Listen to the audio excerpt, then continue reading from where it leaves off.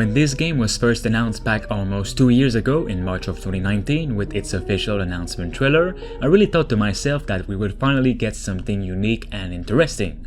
Something that stands out a bit from the rest and let us play in a brutal vampire-controlled world where you had to go up in the ranks and decide which faction you wanted to be with. Factions which all have their own motives and interests and could give you multiple endings in the end. You can be a brutal and murdering vampire and decide who lives or not in the world, or be cultured and seductive and make your way up to the top without no one even noticing. Its premise looks pretty promising, but for now at the time of this video, that is the only thing that's actually promising about Vampires The Masquerade Bloodlines 2. This upcoming semi-open world action fighting game has seemingly disappeared from the map and we have absolutely no idea what is happening to it. Well, besides some of the most important people leaving the studio and things like that, this game and its development is still filled with mystery. In this video, I will do my best to go in depth to see what is truly happening with this once ambitious project. Make sure you guys drop a like to give some support and let's get into it right away.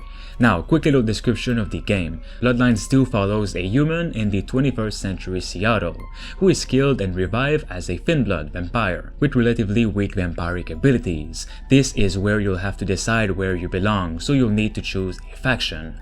Some are more hope related, some more business related, and some are just all out dark and cruel.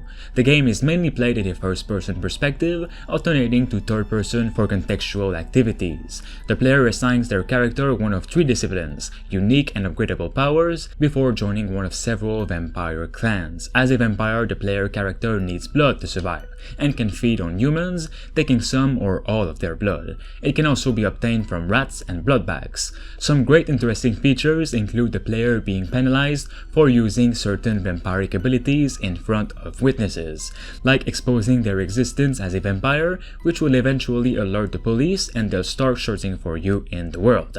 Repeatedly violating the masquerade results in human civilians choosing to avoid the streets entirely and the player being hunted by other vampires, which is all sounding really cool, but without an actual game in our hands and that with many delays, we can't really enjoy what's being said here.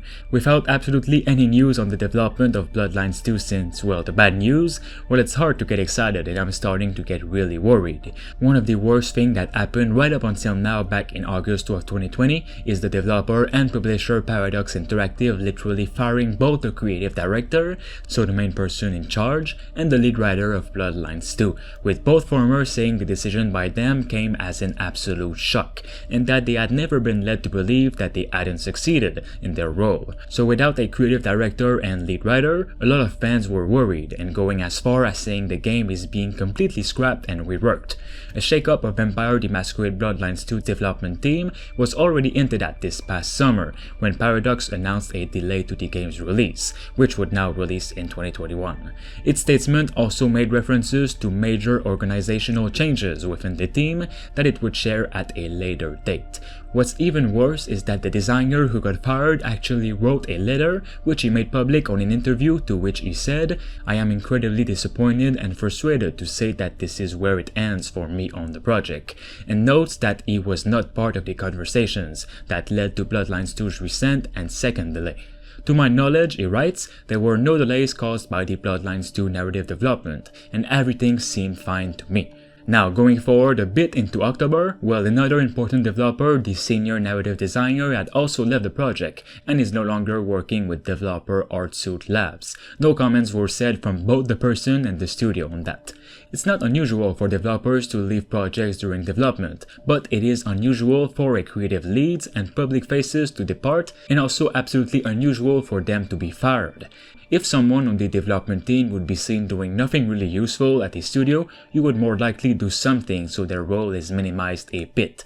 Now, going into a month later in November, where an almost secretive phrase was said by the CEO of Paradox to the Swedish press and Swedish press only. The CEO said she did not really believe Vampire The Masquerade Bloodlines 2 will be releasing until the second half of 2021, and that is it, nothing else. The lack of communication and secrecy of what is going on with this project is ultimately what is affecting the hype from almost everyone who follows Bloodlines 2. We don't know what state it is in, there's no formal release date, and no new trailer or gameplay footage to watch.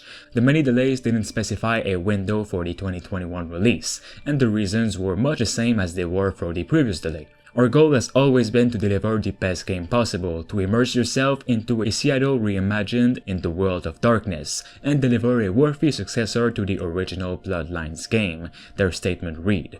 Due to the quality bar and ambitions we have set for ourselves, we have made the difficult decision that we need more time and that a release date cannot be shared right now. Though if Bloodlines 2 ever get to release, the developers haven't changed its newest details they had said, to which they estimate a single playthrough will take around 25 to 30 hours, all depending on your playstyle. Paradox also said that if you play only the main questline without speedrunning, you'll get your first non-Thin Blood powers roughly 5 hours into the game. Like the first game, there will also be a branching narrative and many side quests, so the developers encourage multiple playthroughs. And like Bloodlines, the entire game will take place at night. Like the original Bloodlines again, players will have a few vampiric powers at their disposal to aid in combat or other harrowing situations. In Bloodlines 2, you can get up to a total of 6 active disciplines. There will be many clan-based powers to choose from, but since you start out as a Thin Blood, there are many abilities available, ranging from putting objects and NPCs in the air, glide like a bat and have bat swarms, be super strong and knock down enemies super easy, and there's even an ability where enemies are in awe when seeing you. A room full of people will turn them into mindless worshippers, and they'll even form a shield around you to protect you.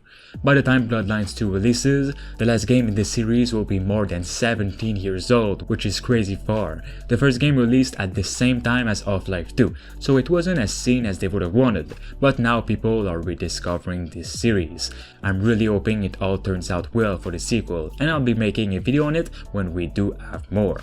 Whether the game has been completely scrapped, is being reworked with new creative developers, or is continuing on where it left off, I'm always gonna be hopeful it'll release. It's pretty rare to see a board game make it to the AAA gaming industry, and I really want it to succeed. Hopefully the studio have got it all figured out and will enjoy the project this year on all consoles and PC.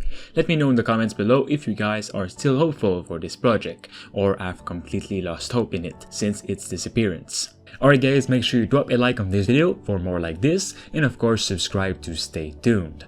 Thanks to Space Beer Gaming, Rush Singbati, I Am Legend, Diamond Hunter 45, Themistocles, Rickno23 and Kianzo Fagari for being a master member on the channel. You can become a Survivor member for as low as 99 cents a month. It'll help me and the channel as a whole to make more and better videos.